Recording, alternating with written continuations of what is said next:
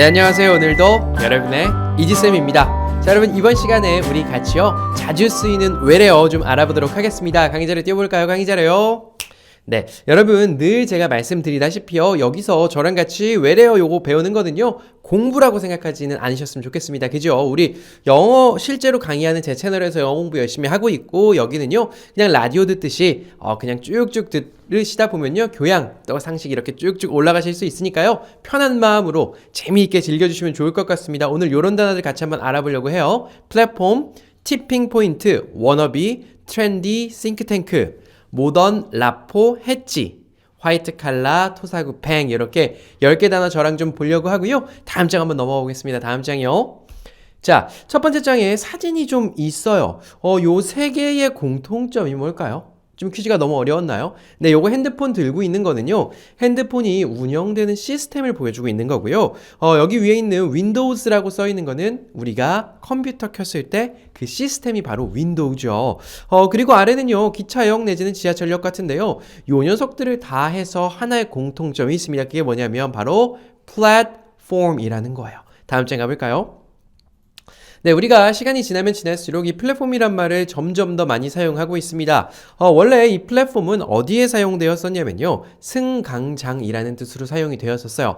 우리가 기차 타거나 지하철을 탈 때 손님들이 와서 내리고 또 타는 곳, 또 우리 뭐 기차 같은 거 보면은 예전에 기차 타고 가다 보면은 저 이제 무궁화호 같은 거 막 타고 가다 보면은 그때 뭐 대전역 이런 데 정차 시간이 좀 길어서 내려서 뭐 가락국수도 사 먹고 뭐 신문도 사오고 그랬던 기억도 있는데, 그런 것을 우리가 승강장이라고 합니다.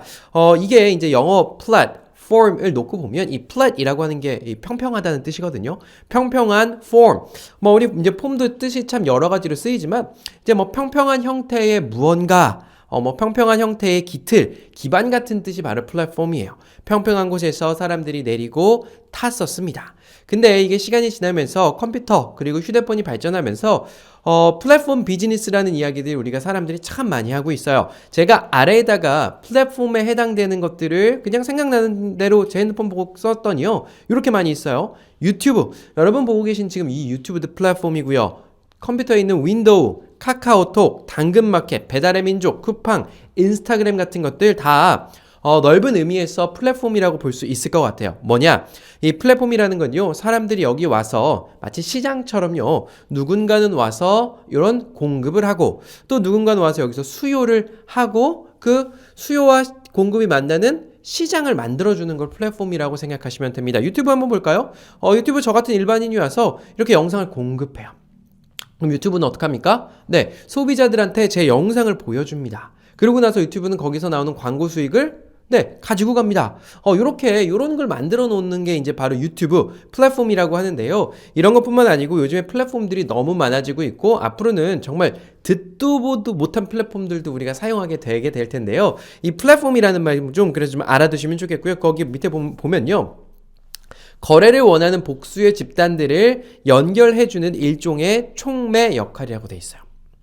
다시 볼게요. 누군가는 유튜브처럼 영상을 만들고 싶었고 누군가는 TV 말고 다른 데서도 영상을 보고 싶은 마음이 있었는데 그 사람들을 연결해주는 촉매 역할을 하는 게 플랫폼이구나. 구매자와 판매자 간의 거래가 이루어지는 양면 시장이래요. 뭐 예를 들자면 그렇습니다. 제가 아까 시장 말씀드렸자면요.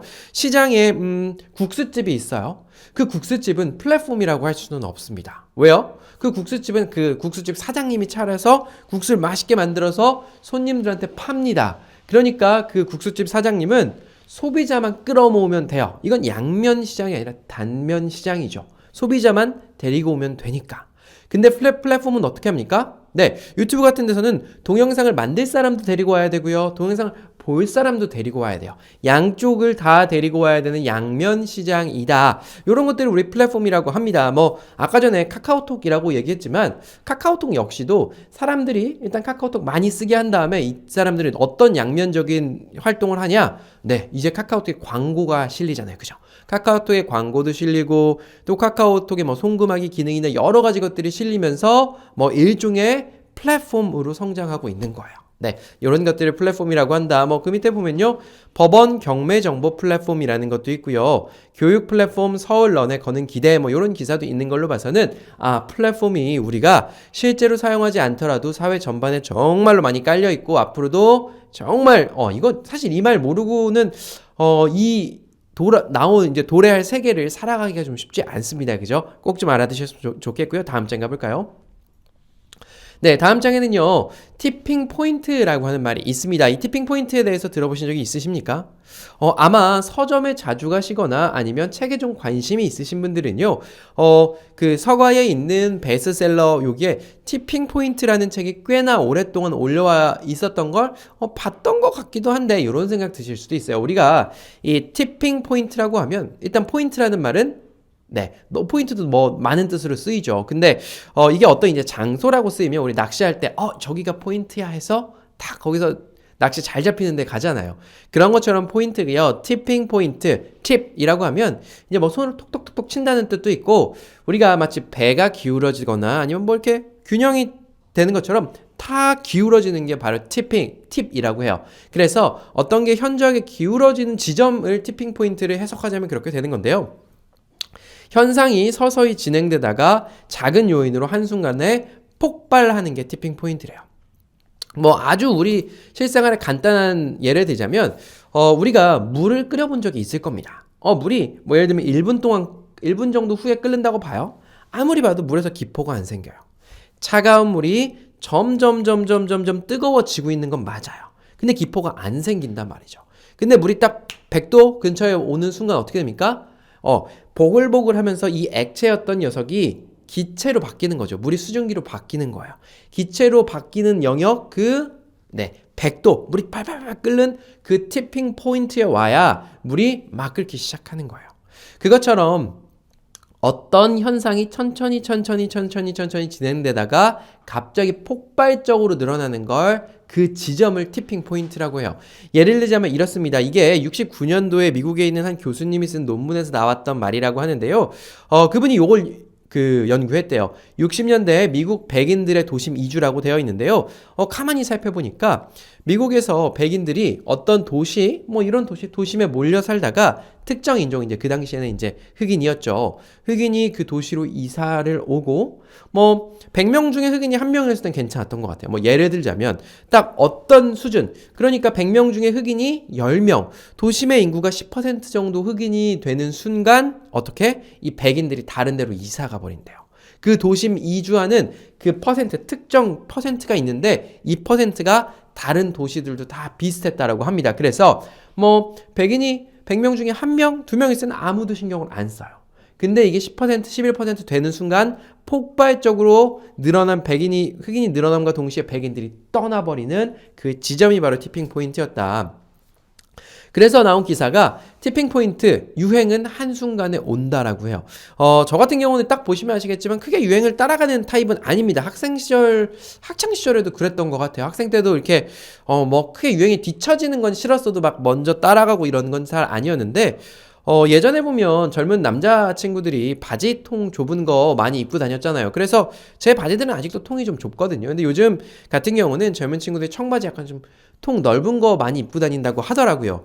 그런 게 이제 유행을 선도해가는 몇몇이 넓은 통바지 아니면 뭐 나팔바지 아니면 그 올해 여름에 많이 유행했던 배꼽티 있죠. 크롭티 같은 것들 여성분들이 그런 걸 입기 시작합니다. 그럼 처음에 사람들이 1명, 2명 입을 때는 뭐 약간 좀 그러려니 이상하네 하다가 이게 갑자기 10명 아니면 20명이 있기 시작하면 요렇게 천천히 가던 게 1명, 2명, 3명 있던 게 갑자기 10명, 20명부터 50명, 100명, 1000명 이렇게 급격하게 늘어나는 지점이 있는데 그게 바로 티핑 포인트예요. 그래서 모든 유행들은요 다 이 티핑 포인트 전에 조금 늘고 있다가 어느 순간을 만나면 팍 증가해버리는데 이게 바로 티핑 포인트다. 이렇게도 쓰입니다. 1.5도 오르면 기후위기가 폭발한대요. 우리 뭐 빙하가 녹고 있다 어쩌고저쩌고 있다 뭐 얘기 많이 하죠. 그래서 겨울이 가끔 덥기도 하고 좀 이상기온 현상이 일어나기도 한데 실제로 우리 삶에 체감되는 건 별로 없어요. 근데 이제 많은 전문가들이 여기서 기후가 1.5도만 더 상승하면 빙하도 녹고 여러 가지 문제가 생겨가지고 지구에 큰 위기가 닥칠 거야 라고 이야기를 하고 있거든요. 그 티핑 포인트가 1.5도 섭씨 1.5도 정도 오르면 기후위기가 폭발할 수 있겠다 이런 이야기들을 하고 있고요. 그거와 이제 그 밑에 있는 기사도 그거네요. 지구온난화 티핑포인트는 이라는 물음표까지 나와 있어서 세 번째, 네 번째 줄 같은 기사였고요. 마지막에 보면요. 티핑포인트 마케팅의 명과 암이라는 기사가 있었어요. 이것도 제가 기사를 읽어가지고 이야기를 좀 간단히 해드리자면 어떤 이제 강아지 사료 회사가 있었대요. 새로 만들어진 강아지 사료 회사인데, 이 회사에서 열심히 연구를 했는지 아니면 강아지들이 좋아하는 어떤 성분을 넣었는지 뭐 고기 근거로 강아지 사료를 만들었다고 하더라고요. 근데 이걸 줬더니 강아지들이 너무 잘 먹는 거예요. 맛있어서. 그래서 사람들 사이에 강아지가 이 밥을 잘 먹는 그런 동영상 같은 게 유행을 하게 된 거예요. 그러니까 한 명, 두 명 먹던 게 갑자기 티핑포인트를 넘어서면서 엄청나게 많은 사람들이 먹기 시작했대요. 그래서 이 회사는 생긴 지 2달 만에 엄청난 판매량을 기록하게 됩니다. 이례적으로 말이죠. 근데 어떤 사람이 이 회사 제품을 먹고 우리 강아지가 죽었어요 라는 글을 올린 거예요. 물론 강아지가 죽은 것과 이 사료관에 인과관계는 없대요. 원래 다른 거 수술하다가 이 강아지가 죽었는데 이 사료를 먹었어요. 또 다른 강아지는 애초에 희귀병을 앓고 있었는데 이 사료 먹은 지 몇 주일 만에 죽었어. 이런 글들이 올라오면서 이 회사 3달 있다가 아예 망하게 돼요. 그래서 이 글 올린 사람들 고소했는데 결국은 이제 이 사람들이 근거 없이 올린 거라서 벌금 처분을 다 받았지만 올라갈 때도 그 티핑 포인트 지나가면서 빡 올라갔다 어떻습니까? 내려갈 때도 사람들이 1명, 2명, 3명 불만이 쌓이다가 일정 규모 이상 티핑 포인트 지나면 이제 아무도 찾지 않는 브랜드가 된다. 요런 지점이 티핑 포인트인 것 같아요. 그리고 이 티핑 포인트가 뭐 회사나 뭐 지구온난화 이런 데만 적용되지는 않겠죠. 우리가 삶을 살아가는 데 있어서 뭐 예를 들자면 우리가 건강 같은 경우도 건강하려고 노력을 하다가 조금 하면 뭐 소용이 없어요. 근육 느는 것도 그렇겠죠. 근데 그 노력이 쌓이다 보면 어느 순간 가속을 붙어서 빵 올라간 티핑 포인트가 있을 것이고, 여러분이 영어 공부를 하신다면 공부 역시도 우리 뭐 계단식이라고 하잖아요. 실력이 안 늘고 있다가 어느 순간 갑자기 빵 늘어나는 그 티핑 포인트들이 있을 겁니다. 그래서 이렇구나 뭐 생각해보면 그렇죠. 우리 살아가는 게. 그런데 요거 잘 한번 생각해보시고 내 일상에 적용하실 수 있는 거 있으면 참 좋을 것 같고요. 다음 장 가보겠습니다. 다음 장에 간단하게 정오회사성 광고 좀 할 건데요. 제가 월 화목금 여러분께 카카오톡 메시지로 음성 녹음해서 뭐 한 9분 정도 되는 거 녹음해서 보내드리고 있고요. 어떤 내용 하냐면요. 지난주에 그 클래식 들으면서 오페라에 대해 좀 이야기를 했었습니다. 오페라의 거장 베르디에 대해서 좀 알아봤고요. 그리스 로마 신화에 나오는 메두사도 좀 알아봤고, 가을과 관련된 시를 읽는다거나 아니면 역사적인 인물 또 뭐 팝송 가사도 좀 들어보고 역사적인 사건이라든지 이런 거 가만히 앉아서 책 읽지 않아도 유식해지실 수 있도록 제가 이런 메시지들 보내드리는 거 유료로 운영을 하고 있습니다. 저기 밑에 댓글란 보시거나요. 아니면 여기 써있는 휴대전화로 연락 주시면 이제 보내드리거든요. 아직 많은 분들이 잘 듣고 계시다고 하니까 아직 안 들어보신 분들은요 한번 들어보시는 것도 좋을 것 같습니다. 다음 장이요. 네, 다음 장에는요 워너비라고 하는 단어가 있어요. 이 워너비라는 말을 언제부터 썼는지 대중매체에 꽤나 자주 나오거든요. 네, 이 워너비를 처음에 이제 여러분이 아시려면 영어부터 좀 아시면 좋거든요. 가장 아랫줄에 보면 제가 글씨 조금 작게 썼는데 조금 키워보겠습니다. 네, want to be라고 제가 써놨어요. 정오에서 섬이죠. 제 친절한 대학 원래 채널에서 공부하고 오시고 계신 분들 같은 경우는 want to be 무슨 뜻인지 잘 알죠? 비동사 뭐였습니까? 네, 비동사 상태 나타날 때 씁니다.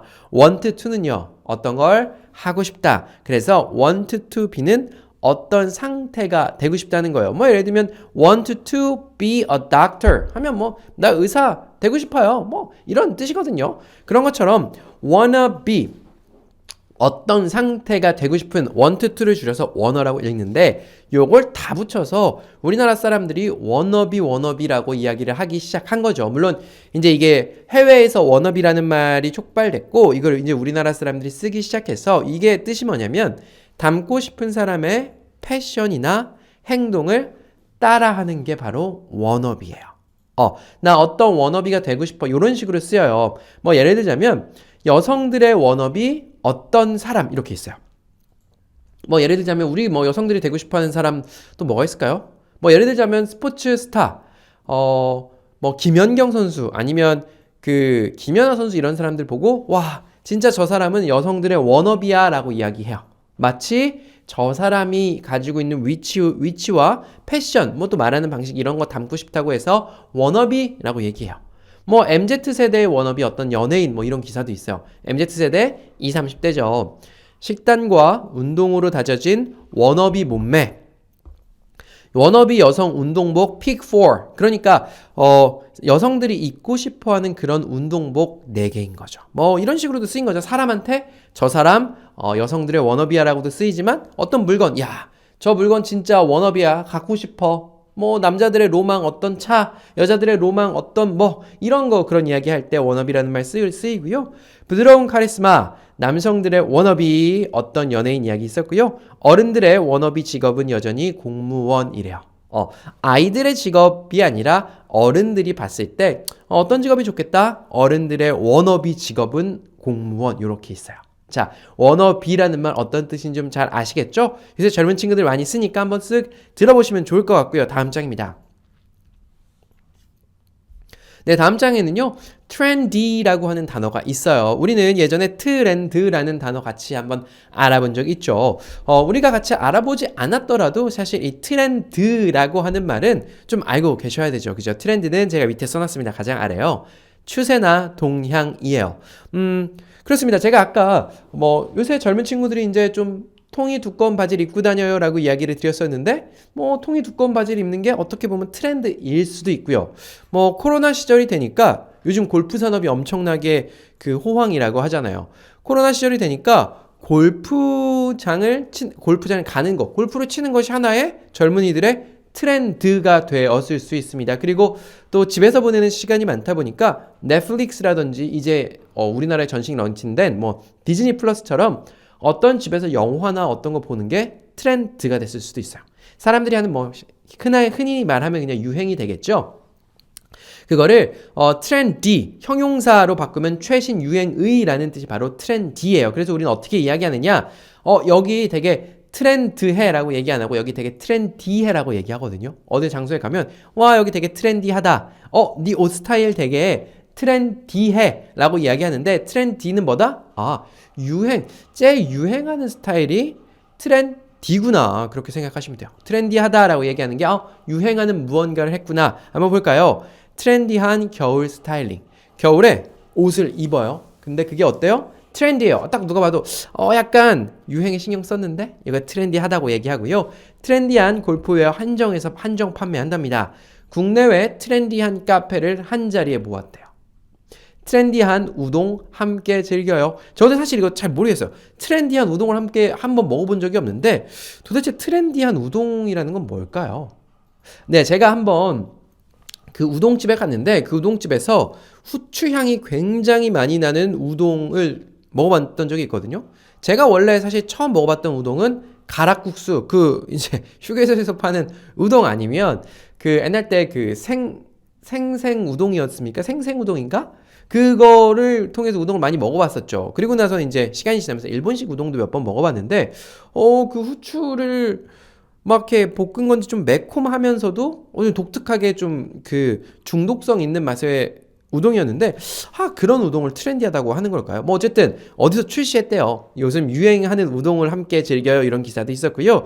어떤 이제 채널 뭐 내지는 어떤 방송사에서 트렌디한 콘텐츠를 선보일 것, 그러니까 영상도 어떤 트렌드를 따라가는 게 있는 것 같고요. 특색 있고 트렌디한 퍼포먼스 뭐 이런 이야기들도 하는 걸로 보면은요, 이 트렌디라는 단어는요, 네, 최신 유행의라는 뜻이다. 알아두시면 좋을 것 같고 뒷장 가보겠습니다. 네, 뒷장에는요, think tank라는 단어가 있어요. 우리 think 하면 뭐죠? think 생각이에요. tank는요, 우리 전쟁할 때 그 탱크 말고 우리 주변에서 더 자주 쓰는 탱크 있을까요? 네, 물 탱크 있죠. 탱크는요, 뭐 많은 뜻이 있습니다. 하지만 이제 어떤 게 좀 담겨 있는 곳이라고 보시면 좋겠죠. 물 탱크는 물을 오래도록 담아놓고 거기서 있는 물을 조금씩 빼서 쓰죠. 그것처럼 think tank는요, 생각이 담겨 있는 그 탱크, 수조 상자라고 보시면 돼요. 그래서 연구나 개발을 성과로 하는 조직을 think tank라고 한다. 우리 실예로 들자면 저기 삼성경제연구소 이런 거 있잖아요. 또 LG도 LG경제연구소 있어요. 거기 가려면 대부분 이제 박사학위가 있어야 돼요. 어떤 뭐 특정 분야에서 박사학위를 받고 똑똑하신 분들이에요. 그 사람들이 실제로 뭐 우리가 자동차를 만들어서 팔고 반도체를 만들어서 파는 현업 업무가 아니고 뭐 세계 경기는 어떻게 돌아갈 것이고 국제 관계는 어떻게 될 것이고 미래는 어떻게 될 것인지 생각들을 하나의 상품, 결과물, 성과물로 생각하는 그런 조직을 싱크탱크라고 하죠. 밑에 볼까요? 미국 싱크탱크가요. 미중 경쟁에서 미국이 민주적 협력국 협조를 강화해야 한대요. 이제 미국이랑 중국이랑 계속해서 부딪힐 거니까 미국은 어떻게 해야 된다? 민주주의를 하고 있는 협력국과 협력을 강조해야 된대요. 예를 들자면 우리나라나 일본 같은 나라들 말하는 거겠죠. 중국의 싱크탱크가 이런 얘기를 했대요. 중국에 있는 또 이 뭐 지식인들이 모여서 얘기를 하기를 대만이랑 중국이랑 전쟁할 때요. 한국군 동원을 미국에서 요청하면 한국에서 거절하기 어려울 것이래요. 뭐 이런 이야기가 나올 만큼 지금 제가 정오회사 섬에서도 한번 달았었죠. 중국이랑 대만 양안 관계라고 이야기하는데 이 양안 관계가 그 어느 역사적인 그 어느 시점보다도 좀 불안한 것 같아요. 중국에서 어느 날 갑자기 진짜 할 수도 있을 거고 그래서 진짜 좀 가장 전쟁이 우리나라 주변에서 난다면 지금 가장 가능성이 큰 곳은 중국이 대만을 침공하는 것이고요. 그것 때문에 미군에서 진짜 신경을 많이 쓰고 있죠. 그래서 혹여라도 그런 일이 발생해서 미군이 개입을 하게 된다면 그때 우리나라 가까우니까 미군이 우리나라 군도 출동해 이렇게 하면 우리나라 군이 좀 거절하기 어려울 것이라고 중국 싱크탱크는 그렇게 생각한다고 하고요. 그 영국 싱크탱크가 세금을 인상하고 인플레이션이 있기 때문에 중산층 살림이 빡빡해진다라는 전망을 내놨다고 합니다. 세금 인상하는 거 이제 저기 다른 나라도 많이 하고 있는 것 같고 저도 이제 그렇습니다. 이게 회사 다닐 때는 그거 유리지갑이라고 하죠. 그냥 얼마 떼이는지 잘 모르고 그냥 돈이 나오는 거 받잖아요. 근데 이제 제가 이제 개인 사업을 하고 있고 또 곧 있으면 친절한 영어 교실이라는 거 제가 이제 런칭한다고 벌써 1년 넘게 준비하고 있는데 뭐 그런 거 하면서 이렇게 세금 보니까 세금이 복잡하고 또 많이 있는 것 같고 요즘 인플레이션 엄청납니다. 강남 가면은 말이죠. 소주 한 병에 10,000원 하는 집도 나왔다고 하고 그 순댓국밥에 도대체 뭘 넣는지 모르겠지만 15,000원 하는 데도 나왔대요. 기름값도 오르고 뭐 원자재값 뭐 전기세 등 인플레이션 엄청나게 많이 있어서 중산층 살림이 빡빡해진다라는 영국의 싱크탱크 얘기가 있었다고 합니다. 그래서 우리가 저기 대선을 치르는 과정에서 또 뭐 어떤 특별한 이벤트가 있으면 이 싱크탱크라는 단어가 자주 나와요. 뭐 각 이제 대선 후보 주자별로 그 싱크탱크가 있을 거고요. 지식인들이 있어서 어떤 정책이라든지 뭐 앞으로 국가 운영 방안에서 이야기를 할 때 요 단어 나오니까 그래 저기 박사님들 모이셔가지고 생각하시는 곳이구나 이렇게 생각해 주시면 좋을 것 같고요. 다음 장입니다. 네, 다음 장에는요 모던이라고 하는 단어를 가지고 왔어요. 여러분 오늘 스타일 참 모던하시네요. 아니면 여기 디자인은 인테리어 참 모던하네요 라고 이야기하면 그 모던은 도대체 한국말로 바꾸면 뭘까요? 네, 뭘까요? 네, 모던은요. 한국말로 바꾸자면 제가 밑에 써놨지만 현대적인 내지는 세련된 내지는 도시적인 이라는 의미로 많이 쓰이고 있어요. 이 모던에 대해서 알려면 조금 옛날로 거슬러 올라가야 됩니다. 인류가 발전하면서 세계에서 무게중심이 있었던 곳들이 시대마다 달랐어요. 아주 옛날에는 이집트 지방이 흥했던 때도 있었고요. 또 어떨 때는 인도 지역이 흥했을 때도 있었습니다. 하지만 대부분 오랜 시간 동안 가장 전 세계에서 많은 부와 기술을 쌓아온 곳은 중국이었어요. 우린 그나마 그 옆에 있어가지고 그래도 괜찮게 살았죠. 그러다가 이 무게의 중심이 유럽으로 건너가게 되는데요. 그 유럽으로 건너가게 된 계기들이 참 많이 있죠. 뭐 그쪽에서 있었던 산업혁명도 있었을 것이고 시민혁명, 뭐 종교개혁 등과 같이 1800년대, 뭐 1700년대, 1800년대를 관통하면서 원래 이제 유럽이 그 종교가 굉장히 컸었죠. 그래가지고 막 마녀 사냥이라는 이야기도 있었고 뭐 종교 재판이라는 이야기도 있었을 만큼 인간이 과학적이고 인간이 이성적이라는 생각보다는 신에 의한 무언가를 굉장히 오랜 세월 동안 믿었어요. 그게 이제 중세 시대 내지는 유럽의 암흑기였는데 그게 끝나는 과정에서 사람들이 이런 생각을 하게 된 거예요. 세상에서는 과학과 수학으로 설명할 수 있는 게 되게 많아. 사람은 이성적이라는 거라서 우리가 학문을 발달시킬 수도 있어. 그러면서 산업혁명도 일어났고, 야, 나라의 주인은 왕이 아니라 시민이야 라고 해서 시민혁명도 일어났습니다. 종교 이렇게 하면 안 돼. 종교 개혁, 뭐, 어쨌든 이런 일련의 사건들을 통해서 유럽이 전 세계에 패권을 갖기 시작했죠. 네. 그렇게 하면서 이제 1900년대 초반으로 넘어오면서 모더니즘이라는 게 나와요. 모더니즘 뭐냐면, 이제는 사람이 진짜 짱이야. 사람이 이성적이고 과학적이고 그렇기 때문에 우리 좀 더 도시적이고 현대적인 무언가를 만들자라고 해서 뭐 미술뿐만 아니라 뭐 미술, 음악, 건축, 철학, 과학 모든 분야에서 좀 더 이성적이고 과학적이었던 그런 것을 우리가 모더니즘이라고 하거든요. 좀 그죠? 그냥 옛날에 말고 사람이 중요해 라고 했던 게 모더니즘이고요. 제가 밑에 써놨지만 그 이후에 우리 포스트라는 말 많이 쓰죠. 포스트 코로나 이후를 포스트라고 하거든요. 포스트 모더니즘 뭐냐면 여러분 혹시 피카소 그림 보신 적 있으세요? 피카소가 그렇게 유명한 화가라는데 가끔 그림을 보면 저게 뭐지? 이상한데? 뭐 이런 생각 드실 수 있어요. 또 현대미술이라고 하는 것들 막 이렇게 추상적이고 잘 모르겠어요. 그게 바로 이제 포스트 모더니즘에 가까운 건데 사람이 이성적이고 과학적이면 그림 그릴 때도 어떻게 그래요? 자, 여기 사과가 있어. 사과를 어떻게 하면 제일 똑같이 그릴 수 있을까? 하는 게 그게 모더니즘이었다면 저도 미술적으로는 사실 문외한에 가깝죠. 모더니즘이라고 하자면 포스트 모더니즘은 그런 거죠. 사과를 굳이 사과처럼만 그려야 되나? 이제는 너무 과학과 이성을 강조하다 보니까 그렇죠. 우리 산업 현장에서도 막 돈 하면 어떻게 됩니까? 막 어린 아이들도 일 시키고요. 막 하루에 18시간씩 일 시키고요.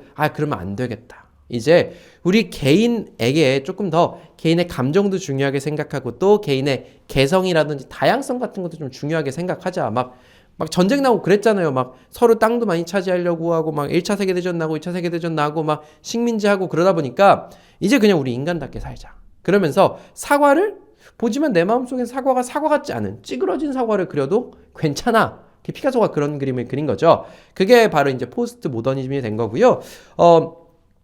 괜히 좀 얘기가 좀 길어지긴 했는데 어쨌든 그렇게 예전 시대에서 현대 정확히 말하자면 좀 근대에 가까이 넘어오면서 모던이라는 말이 쓰이게 됐고 그 말인즉슨 좀 더 현대적이고 세련되고 도시적인 걸 우리가 모던하다고 해요. 그래서 대구 미술관에서요 모던 라이프를 전시했다라고 한다라고 있고요. 모던 밑에 제가 기사 많이 찾아놨는데 그냥 이것만 기억하시면 돼요. 모던하다, 세련되고 현대적이다. 근데 이 모던이란 말이 왜 나왔어요?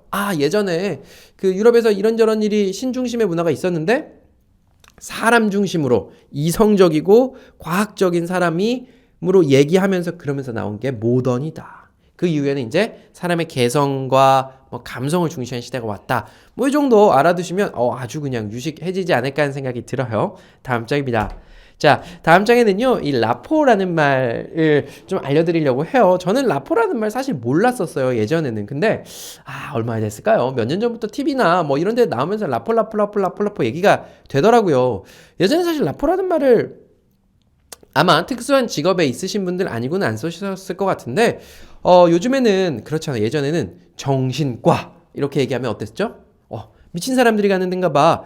라고 생각했지만 요새 제 주변에 봐도 정신과 상담 받으시는 분들 꽤나 많이 있어요. 내지는 또 심리치유센터 그리고 또 아동들 같은 경우도 그런 데 가고 하면서 누군가와 이야기를 하면서 내 마음속에 쌓여있는 걸 풀고 또 내 마음속에 들어와 있는 병도 또 걷어내고 하는 경우가 참 많아요. 그러면서 이 라포라는 단어가 널리 알려진 것 같기는 한데요.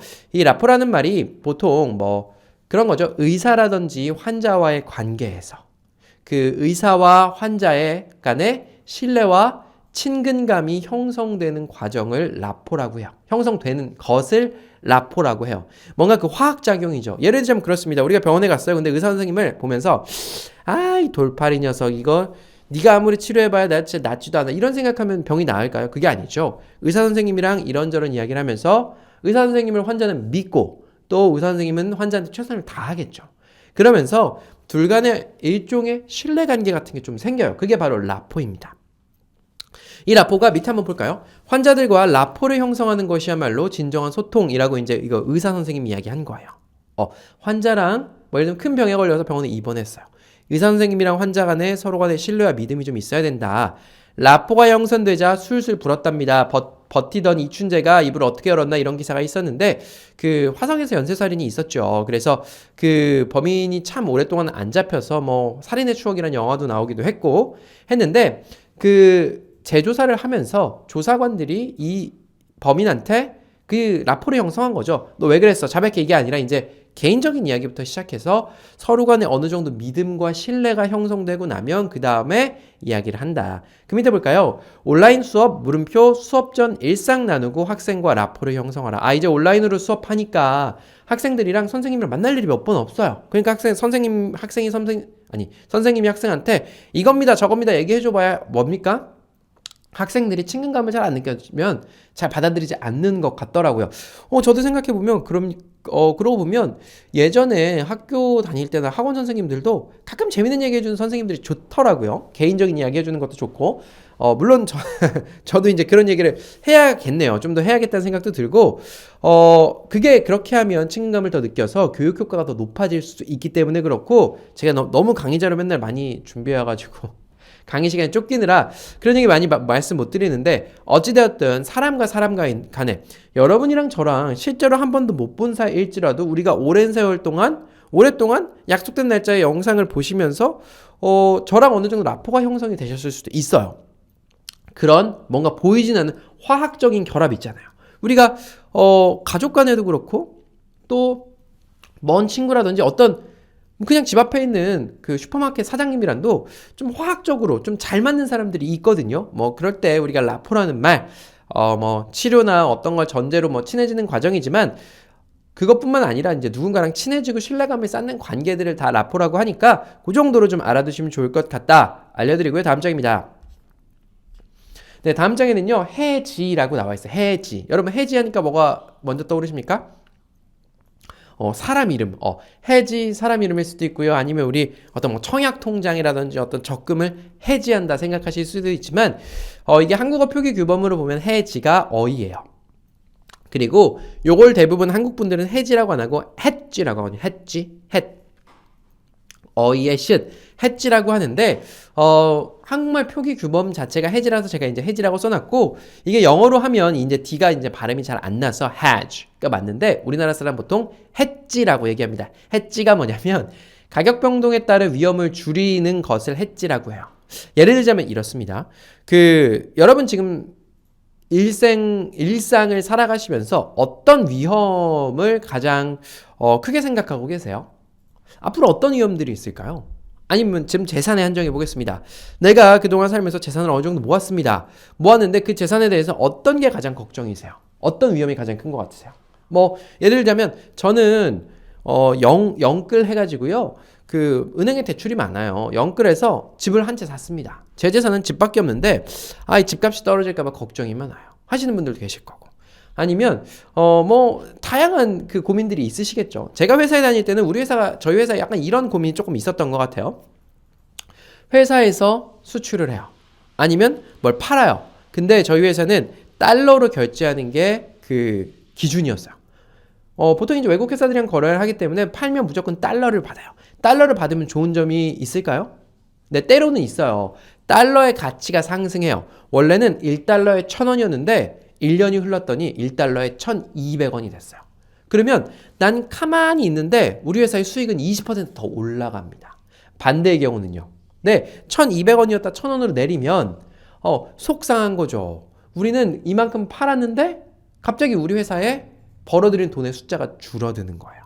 그래서 내가 원래 하고 있는 이 행동과 관련 없이 어떤 위험 부담을 회피하기 위해서 하는 행동들을 hedge라고 하거든요. 뭐 예를 들자면 우리 일상생활을 놓고 보면 여러분 보험료 한 달에 얼마 내십니까? 저도 이제 다양한 보험을 들고 있는데 그 보험도 역시나 위험을 hedge하기 위한 거예요. 내가 만약에 아팠을 때 아파요?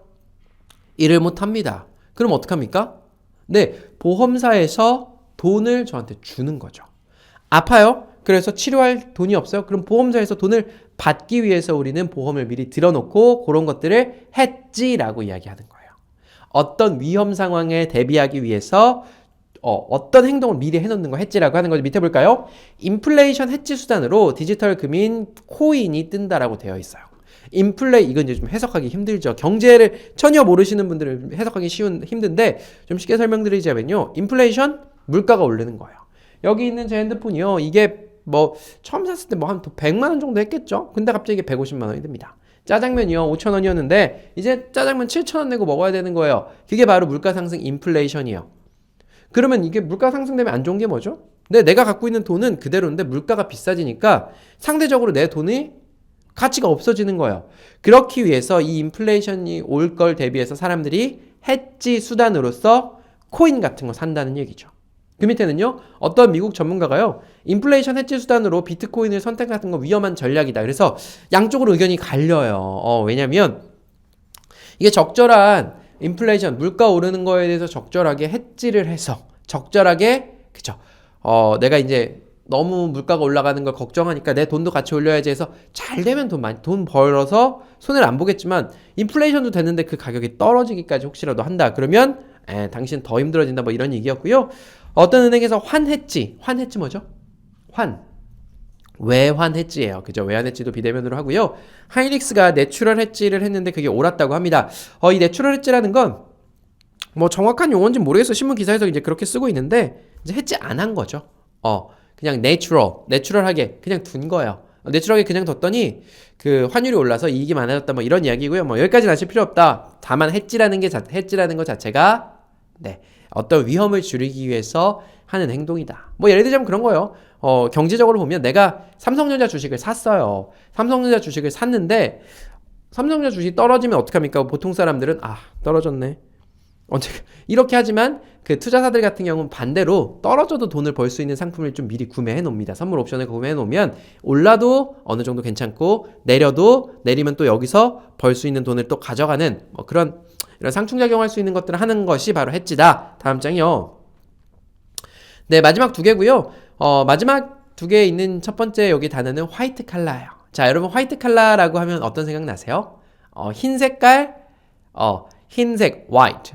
흰색이잖아요. 그죠? 화이트 칼라 하면 우리 이제 그 색상이라는 칼라 떠올리실 텐데 이거 color 하면 그 우리 한국말로 하면 카라예요. 카라. 저 오늘 카라 없는 옷 입었죠? 네. 여기 이제 이렇게 있는 이걸 이제 카라라고 하는데 흰 색깔 카라예요. 예전에 블루 칼라에 대해서 한번 말씀드린 적이 있는데 보통 우리가 이제 그렇죠. 블루 칼라가 있고 화이트 칼라가 있습니다. 화이트 칼라는요. 흰 색깔 와이셔츠 상상하시면 돼요. 흰 색깔 와이셔츠에 그죠? 옛날 때 보면은 어릴 때 보면 그런 분들 있죠. 어떤 분들이 이제 멋있게 이렇게 탁탁 흰색깔 와이셔츠에 이게 넥타이 딱 차고 출근하시는 분도 있고 또 어느 집 아버님은 또 이렇게 작업복이라든지 아니면 이렇게 따순 단바 입고 출근하시는 분들도 계시죠. 그래서 우리가 산업화되면서 회사에 가면 사무직이라는 사람들이 있고 저기 사무실에 앉아서 있는 사람들이 있고 현장에 가서 현장에서 노동력을 실제로 제공하시는 분들이 있는데 그런 분들은 보통 우리가 블루 칼라다. 파랑 색깔 작업복을 입고 있는 모습을 상상하시면 돼요. 그래서 블루 칼라는 육체 노동을 하시는 분들 블루 칼라라고 하고요. 화이트 칼라는 사무실에 앉아 있는 사람들 화이트 칼라라고 하죠. 이런 기사들이 있네요. 돈이 넘치는 실리콘밸리 화이트 칼라 범죄도 줄었다고 합니다. 예전에는 실리콘밸리 하면 어디죠? 미국에서 그 큰 기업들 가장 많이 모여 있는 우리가 스타트업이라고 하는 신생 기업들, IT 기업들 많이 모여 있는 곳인데 예전엔 사기가 굉장히 많았대요. 회사를 운영하려고 보면 당장에 이익이 많이 안 나니까 투자를 받아야 됩니다. 투자를 받으려면 어떻게 해요? 성과가 있어야 받죠. 근데 성과를 속이는 거예요. 우리 이만큼 팔았어요. 아니면 우리 이런 기술이 있어요라고 사람들을 속여서 거액의 투자를 받는다거나 상장했다가 지금 재판에 넘겨진 사람들이 꽤나 유명한 사람들도 있어요. 뭐 예를 들자면 피 한 방울이면 뭐 병 우리가 뭐 다 알 수 있어. 뭐 이런 기술이 있다라고 사기쳤던 여성분이 있었어요. 미국에 엄청 큰 사건이었는데 그 회사 상장하지 않았나? 뭐 하여튼 그런 사건들이 있는데 요새는 그렇게 할 필요 없이 이 스타트업에 투자되는 돈이 너무 많기 때문에 화이트 칼라 사람들이 굳이 거짓말 안 한다는 이야기예요. MZ세대요. 20, 30대가 서울 인구에서 35.5%나 차지한답니다. 서울에 엄청 많이 사네요. 1인 가구인 MZ세대. 그러니까 혼자 사는 20, 30대 중에 거의 60%가 화이트 칼라래요. 60%는 어떻게 해요? 그냥 회사 다니는 사무직인 거예요. 서울에 사는 사람은요. 그 밑에요. 블루 칼라, 화이트 칼라도 아닌 뉴 칼라를 찾는다. 뉴 칼라는 뭐냐면 그런 거죠. 뭐 이렇게 새로운 직종에서 일할 수 있는 아주 진취적인 생각을 가지고 뭐 프로그램도 개발하고 뭐 이런 사람들이 뉴칼라라고 하는데 뭐 이 정도까지만 하고 넘어가도록 하겠습니다. 다음 장이요.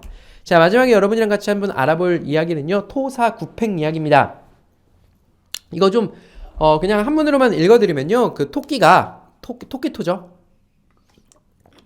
토끼가 죽어요. 그 다음에 이거 멍멍 강아지거든요. 강아지를 삶는다는 얘기인가? 그럴 거예요. 그래서 우리 보통 정치 같은 데서 얘기 많이 나오거든요. 필요할 때 쓰다가 필요 없으면 야박하게 버리는 경우를 토사구팽이라고 하죠. 야, 나 토사구팽 당했어. 뭐 이렇게 이야기하는데, 정확히는 토끼를 잡고 나면 충실했던 사냥개도 쓸모가 없어져 잡아먹게 된다라고 되어 있어요.